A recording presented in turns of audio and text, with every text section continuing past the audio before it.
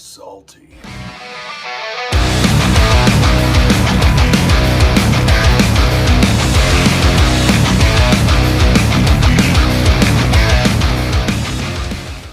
Hey everybody, it's Nicholas Rogers. First and foremost, if you're new to this channel, I actually do enjoy Glocks. I just like to poke fun at the fanboys. The Glock fanboy family is very, very sensitive if you say anything negative about their firearms. Kind of funny that they're made in Austria and not Germany. They kind of have a little World War II, don't talk bad about my country vibe going on. Anyways, but I do love my Glock 43X. When I first bought it, took it to the range, and I had some major issues with it. There was 4 malfunctions, 3 different types. I had 2 failure to ejects, 1 failure to feed, and 1 failure to fire. When the failure to fire, the slide went off battery and struck the side of the primer. Regardless, I sent it back to Glock through the gun shop that I purchased it from. I got it back, took it out to the range, and I shot Winchester white box ammunition, and it seemed to do pretty freaking awesome. It shot pretty flawlessly. And so I decided to put some of the accessories on the pistol that I had purchased for it. So before I even ever received the Glock the first time, I had already known that I wanted to swap out the 10-round polymer mag for the Glock or the Shield Arms S15 15-round magazine, which meant that I would also have to swap out the polymer mag release for a Shield Arms metal mag release, because you don't want polymer going against metal and metal going against polymer. And then also another thing I had done was purchase the Shield Arms magwell as well, down for the base of the pistol. That way if I'm shoving a metal magazine in, it's not going to bang up the bottom of the polymer. Funny thing, the first magwell that I got from Shield Arms did not work. It did not work. It went in, but you could not get the magazine to go in easily. I mean, you see how easy this thing goes, and I mean this thing, I could do this with a pinky, right? You couldn't do that at all. So I talked to Shield Arms. They were very cool about it. They're like, try our deluxe magwell, which is what you see here, and I did, and everything works great. Now, one of the things I will say is that I have had issues with taking the polymer 10 round. I don't want to push it in, because once I get to here with that polymer 10 round, it does not want to go in. And I shoved this in one day just seeing if it would actually go in, and it took a lot of finessing and pretty much channel locks to pull that polymer magazine out. Now, I have not shot the 15-round Shield Arms metal magazine yet. That's what I'm going to be doing here shortly, and you guys are going to get to watch me do that. But I just want to kind of go over some of the accessories that I've put on this pistol. All right, so as you can see up close, this is my Glock 43X.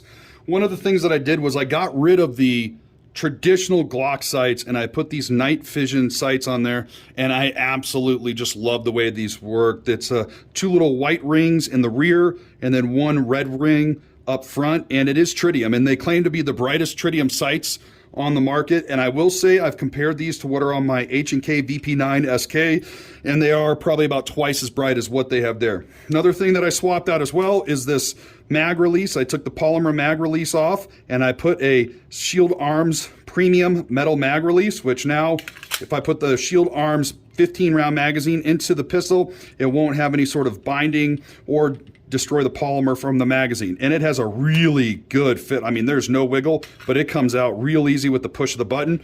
And then I also put the Shield Arms metal magwell. This is their premium magwell on there. Now, I will say it does come out a little bit much right here, but it gives my pinky a little bit more real estate. So it actually feels pretty good in the hand. You can see there's just a little bit of clipping right here with the bottom of my pinky coming off, but I do kind of have fat hands, so that's not a big issue. What else? So, Legacy Firearms. I had a custom Ulti-Clip holster made for this pistol as well, and it goes in nicely.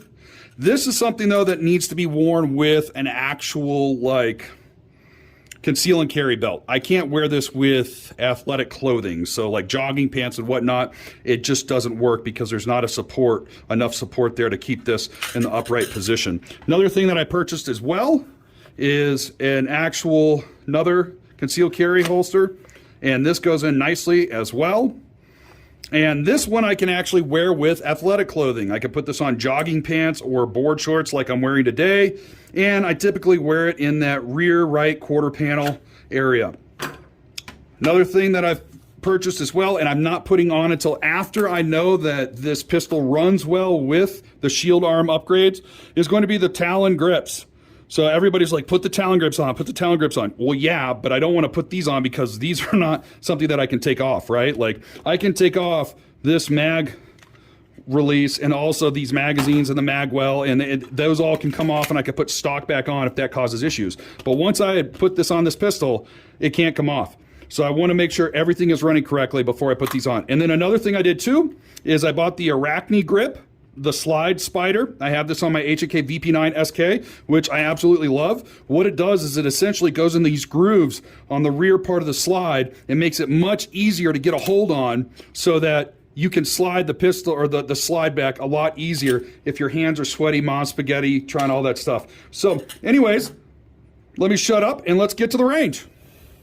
Hey, really quick before you see me at the range, for everybody that complained about me having a horrible grip in my first GLOCK 43X Part 1 video, you're gonna love today. I'm only shooting with my right hand. My left hand is incapacitated. I got a 2nd degree burn in the middle of my palm, so I'm only shooting one-handed. So here we are at the range. Today, I'm gonna be shooting some Winchester White Box 115 grain ammo, as well as some good old Blazer 115, and then some Basement Dweller Reload Special Lipstick Tip 115 grain. Hope this makes it through the gun without some sort of malfunction. All right, let's get to it. All right, so first up we have the Winchester White Box 115. I'm going to be shooting right-handed.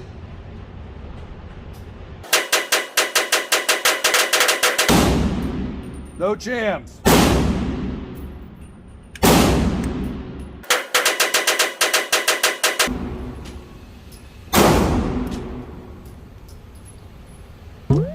Jam.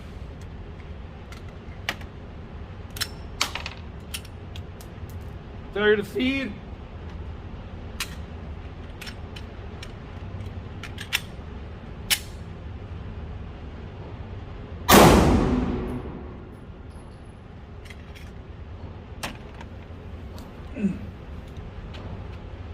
Failure to feed.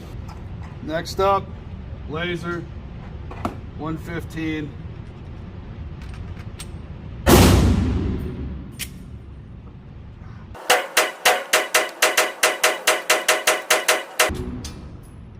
No jams.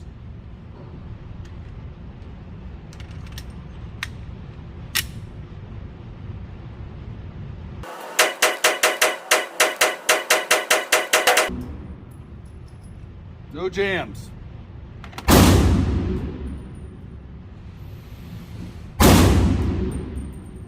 So I'm aiming here, and I'm definitely grouping low and left. It could just be the fact that I only have one hand to shoot with right now. Who knows? All right. Doing the lipsticks. If anything's going to cause this pistol to mess up, it's going to be this.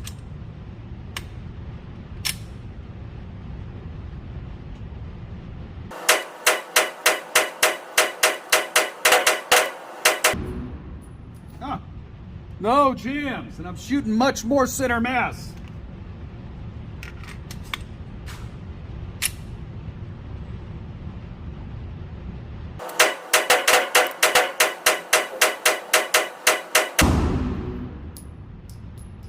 No jams.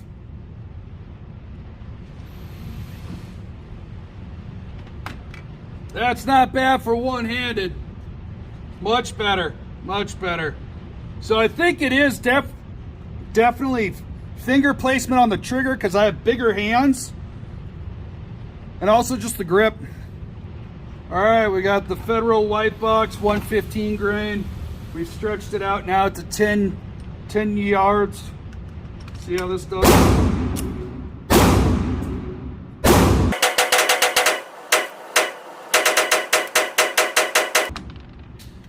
No jams.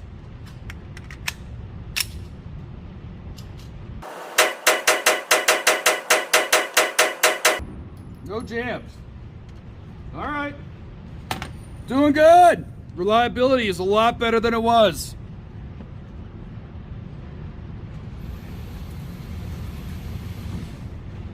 Accuracy, not so much at 10 yards. Okay, so this is going to be the end of the Blazer, and then it's going to be mixed a little bit with Winchester White Box at 7 yards.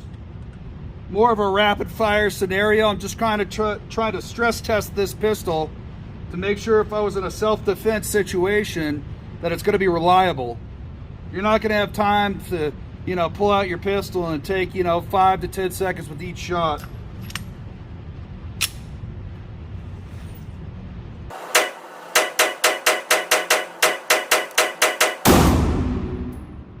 No jams.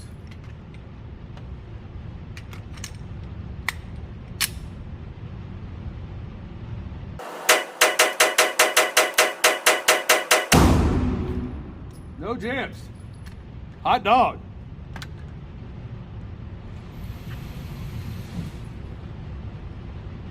Seven yards, rapid fire, one-handed. No jams. I'm not really upset with that. All right, just for fun, I'm gonna do a 3-yard rapid shooting just to really see what this does. This is the rest of my Winchester White Box at 3 yards, one-handed.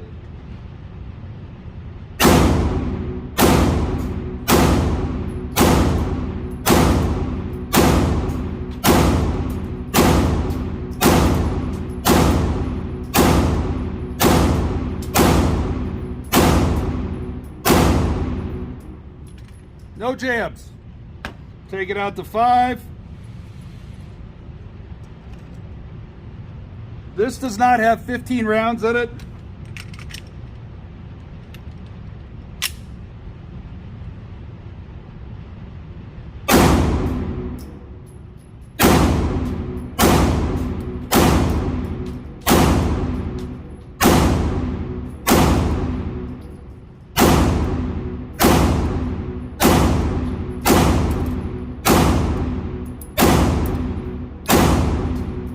No jams.